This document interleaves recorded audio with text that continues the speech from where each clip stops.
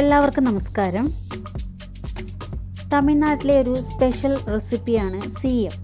അപ്പോൾ സീയത്തിൻ്റെ റെസിപ്പി ആയിട്ടാണ് ഇന്ന് ഞങ്ങൾ വന്നിട്ടുള്ളത്. വളരെ ടേസ്റ്റിയാണ്, ഉണ്ടാക്കാനും വലിയ ബുദ്ധിമുട്ടില്ല, എളുപ്പത്തിൽ തന്നെ നമുക്ക് ഉണ്ടാക്കിയെടുക്കാൻ പറ്റും. അപ്പോൾ നമ്മുടെ ദോശമാവ് അല്ലെങ്കിൽ ഇഡലി മാവ് അതാണ് നമുക്ക് വേണ്ടത്. പിന്നെ കടലപ്പരിപ്പൊക്കെ ഉണ്ടാകണമെങ്കിൽ നമുക്ക് എളുപ്പത്തിൽ ഉണ്ടാക്കിയെടുക്കാൻ വേണ്ടി സാധിക്കും. അപ്പോൾ എല്ലാവരും വീഡിയോ കണ്ട് നിങ്ങളുടെ അഭിപ്രായങ്ങൾ ഒന്ന് കമൻറ്റ് ചെയ്യുക. അതുപോലെ വീഡിയോ ഇഷ്ടമായിട്ടുണ്ടെങ്കിൽ ലൈക്ക് ചെയ്യാൻ മറക്കരുത്. പിന്നെ ആദ്യമായിട്ട് ഈ ചാനലിൽ വീഡിയോ കാണുന്നവരുണ്ടെങ്കിൽ ഒന്ന് സബ്സ്ക്രൈബ് ചെയ്യുക. അതിനടുത്തുള്ള ബെല്ലൈക്കൺ പ്രസ് ചെയ്ത് അതിൽ ഓൾ എന്നുള്ള ഓപ്ഷൻ തന്നെ തിരഞ്ഞെടുക്കാം. അപ്പോൾ മാത്രമേ ഞാനിടുന്ന അടുത്ത വീഡിയോയുടെ നോട്ടിഫിക്കേഷൻ നിങ്ങൾക്ക് കറക്റ്റായിട്ട് കിട്ടുകയുള്ളൂ. എങ്ങനെയാണ് ഈ സീയം തയ്യാറാക്കിയെടുക്കുന്നതെന്ന് നോക്കാം. 2 ഗ്ലാസ് പച്ചരിയും 1 ഗ്ലാസ് ഉഴുന്നും 2 മണിക്കൂർ നേരത്തോളം കുതിർത്ത് വെച്ചിട്ടുണ്ടായിരുന്നു. ഇനി ഇത് നമുക്ക് മിക്സിയിലോ ഗ്രൈൻഡറിലോ ഇട്ടിട്ടൊന്ന് അരച്ചെടുക്കണം. അപ്പോൾ അരച്ചെടുക്കുമ്പോൾ നല്ല ഫൈനായിട്ട് അരച്ചെടുക്കേണ്ട ആവശ്യമില്ല. എന്നാൽ നമ്മൾ സാധാരണ വടക്കൊക്കെ അരച്ചെടുക്കുന്ന പോലെ, ഉഴുന്ന് വടക്കൊക്കെ അരച്ചെടുക്കുന്ന പോലെ, അല്ലെങ്കിൽ ഇഡലി മാവിൻ്റെയൊക്കെ ആ ഒരു രൂപത്തിൽ, ആ ഒരു രീതിയിൽ ഒന്ന് അരച്ചെടുക്കാം. 1.5 ഗ്ലാസ് കടലപ്പരിപ്പും 2 മണിക്കൂർ നേരം കുതിർത്തതാണിത്. ഇത് നമുക്ക് കുക്കറിലൊന്ന് വേവിച്ചെടുക്കണം. ഒരു തേങ്ങ മുഴുവനായിട്ടും ചിരകിയെടുത്ത് വെച്ചിട്ടുണ്ട്. ഈ ഒരു ഗ്ലാസ്സിലാണ് അരിയും ഉഴുന്നും കടലപ്പരിപ്പും അളന്നെടുത്തിട്ടുള്ളത്. പിന്നെ നമുക്ക് വേണ്ടത് ഒരു 3/4 കിലോ വെല്ലം. അപ്പോൾ ആദ്യം നമുക്ക് ഈ കടലപ്പരിപ്പ് ഒന്ന് വേവിച്ചെടുക്കാം. അപ്പോൾ കുക്കറിലൊരു 3 വിസിലിട്ടിട്ട് നമുക്ക് ഈ കടലപ്പരിപ്പ് വേവിച്ചെടുക്കാം. അപ്പോൾ ഇതിലേക്ക് കുറച്ച് വെള്ളം കൂടെ ഒഴിച്ചിട്ട് വേവിച്ചെടുക്കാം. ഏകദേശം ഇത്രയും വെള്ളം ഒഴിച്ചിട്ടുണ്ട്, അത് മുങ്ങിക്കിടക്കാൻ ആവശ്യമായിട്ടുള്ള വെള്ളം. ഇനി അരിയും ഉഴുന്നും കൂടെ നല്ല കട്ടിയായിട്ട് ഒന്ന് അരച്ചെടുക്കണം. ഇപ്പോൾ മിക്സിയിലാണ് അരച്ചെടുക്കാൻ വേണ്ടി പോകുന്നത്. അപ്പോൾ അധികം വെള്ളം ചേർക്കാതെ കട്ടിയായിട്ട് അരച്ചെടുക്കാം. നല്ല കട്ടിയായിട്ട് അരച്ചെടുത്തിട്ടുണ്ട്.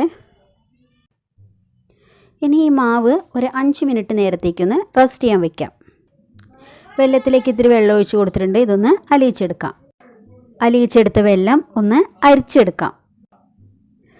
വെല്ലം ഉപയോഗിച്ചിട്ടുള്ള ഏത് പലഹാരമാണെങ്കിലും അതൊന്ന് ഇതുപോലെ അരിച്ചെടുക്കുന്നത് നല്ലതാണ്. കാരണം കല്ലോ എന്തെങ്കിലുമൊക്കെ ഉണ്ടാവാനുള്ള ചാൻസ് ഉണ്ട്. അപ്പോൾ ഇനി നമുക്കിത് നന്നായിട്ടൊന്ന് ഇളക്കി കൊടുത്ത് ജസ്റ്റ് ഒന്ന് കുറുകി വരുന്നത് വരെ നമുക്ക് വെയിറ്റ് ചെയ്യാം. അപ്പോൾ ഇപ്പോൾ ഈ ഒരു ലെവലിലേക്ക് വന്നിട്ടുണ്ട്. ഇതുപോലൊന്ന് കൊഴുത്ത് വന്നിട്ടുണ്ട്. ഈ ഒരു ലെവലിലേക്ക് വന്നു കഴിഞ്ഞാൽ ഇനി നമുക്കിതിലേക്ക് നമ്മൾ വേവിച്ച് വെച്ചിട്ടുള്ള നമ്മുടെ കടലപ്പരിപ്പ് ചേർത്ത് കൊടുക്കാം. അപ്പോൾ കടലപ്പരിപ്പ് മുഴുവനായിട്ട് നമുക്ക് ഇതിലേക്ക് ചേർത്ത് കൊടുക്കാം. അപ്പോൾ ഗ്യാസ് ഒന്ന് ലോ ഫ്ലെയിമിലേക്ക് മാറ്റിയിട്ട് നന്നായിട്ട് നമുക്കൊന്ന് ഇളക്കി കൊടുക്കാം. ഇനിയിപ്പോൾ നമുക്കിതിലേക്ക് ഏലക്കാപ്പൊടിയും കൂടെ ചേർത്ത് കൊടുക്കാം. അപ്പോൾ കുറച്ച് ഏലക്കാപ്പൊടി, ഇത് പഞ്ചസാരയും കൂടെ ചേർത്ത് പൊടിച്ചിട്ടുള്ള ഏലക്കാപ്പൊടിയാണ് ചേർത്തിട്ടുള്ളത്. നന്നായിട്ട് നമുക്ക് മിക്സ് ചെയ്ത് കൊടുക്കാം. പിന്നെ നമുക്കിത് നന്നായിട്ടൊന്ന് കുറുകി വരണം.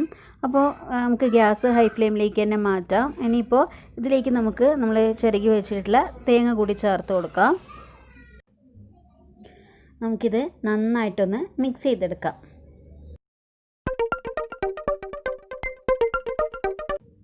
ഇനി ഇത് ഇത്തിരിയും കൂടെ കട്ടിയാവട്ടെ. അപ്പോൾ ഇതുപോലെ കട്ടിയായി വരുന്നത് വരെ നല്ല കുറുകി കട്ടിയായി വന്നിട്ടുണ്ട്.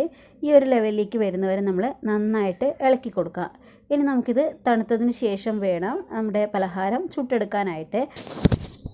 വെള്ളം അലിയിച്ചെടുക്കുമ്പോൾ നമ്മൾ വളരെ കുറഞ്ഞ അളവിൽ വെള്ളം ചേർത്ത് കൊടുക്കുക. അതല്ലെങ്കിൽ നമ്മളിത് കുറുകിയെടുക്കാൻ വേണ്ടിയിട്ട് ഒരുപാട് ടൈം എടുക്കും. ഇനി ഇതൊന്ന് തണുക്കുന്നത് വരെ നമുക്ക് വെയിറ്റ് ചെയ്യാം. തണുത്തതിന് ശേഷം നമുക്ക് ഇതുപോലെ ചെറിയ ചെറിയ ബോൾസ് ആക്കിയിട്ട് ഇതുപോലെ കയ്യിൽ വെച്ചിട്ട് ഒന്ന് റൗണ്ട് ചെയ്ത് കൊടുക്കുക. ഇങ്ങനെ ചെറിയ വലുപ്പത്തിൽ ഇതുപോലെ ആക്കി വയ്ക്കാം. ഇപ്പോൾ ഇതാണ് നമ്മുടെ മാവിൻ്റെ ഒരു കൺസിസ്റ്റൻസി, ഇഡ്ഡലി മാവിൻ്റെ ഒക്കെ പോലെ. ഇനി നമുക്ക് ചൂടായ സൺഫ്ലവർ ഓയിലിലേക്ക് ഓരോ ബോളും എടുത്തിട്ട് ഇതുപോലെ മാവിൽ നന്നായിട്ട് ഡിപ്പ് ചെയ്തിട്ട് ഇട്ട് കൊടുക്കാം. അപ്പോൾ ഇട്ട് കൊടുക്കുമ്പോൾ നമ്മൾ ചെയ്യേണ്ടത് ഇതുപോലെ ഓരോന്നും എടുക്കുക, നന്നായിട്ട് മാവിലൊന്ന് ഡിപ്പ് ചെയ്ത് കൊടുക്കുക. പിന്നെ നമ്മൾ കയ്യിൽ നിറയെ വരുന്ന രീതിയിൽ മാവ് എടുക്കുക. അപ്പോൾ കയ്യിൽ ബാക്കി ഉള്ളതൊക്കെ അതിലേക്കൊന്ന് ഉരച്ച് കൊടുത്തിട്ട് മാവിലേക്ക് തന്നെ ഒന്ന് ഉരച്ച് കൊടുത്തിട്ട് ഇതുപോലെ എണ്ണയിലേക്ക് എടുത്തിടുക. അപ്പോൾ എളുപ്പത്തിൽ തന്നെ എടുത്ത് ചെയ്യാൻ പറ്റും. കയ്യിൽ നിറയെ വരുന്ന രീതിയിൽ മാവ് എടുത്താൽ മാത്രം മതി. ഇതുപോലെ ഓരോന്നോരോന്നായിട്ട് എടുക്കുക, ഇങ്ങനെ എണ്ണയിലേക്ക് ഇട്ട് കൊടുക്കുക. അപ്പോൾ ഹൈ ഫ്ലെയിമിൽ വെച്ചിട്ട് തന്നെയാണ് ഇട്ട് കൊടുക്കുന്നത്. അപ്പോൾ എണ്ണയിലേക്ക് ഇട്ടതിന് ശേഷം നമുക്കത് ഗ്യാസ് ഒന്ന് ലോ ഫ്ലെയിമിലേക്ക് മാറ്റാം. ഒരു സൈഡ് ആയിക്കഴിഞ്ഞാൽ നമുക്കൊന്ന് തിരിച്ചിട്ട് കൊടുക്കാം. ഇതുപോലെ ഓരോരോ സൈഡ് നമുക്ക് അങ്ങോട്ടും ഇങ്ങോട്ടൊക്കെ ഒന്ന് തിരിച്ചിട്ട് കൊടുക്കാം. അപ്പോൾ ഈ ഒരു സെറ്റ് റെഡി ആയിട്ടുണ്ട്. ഇതുപോലെ നമുക്ക് ബാക്കിയുള്ളതും കൂടെ ഉണ്ടാക്കിയെടുക്കാം.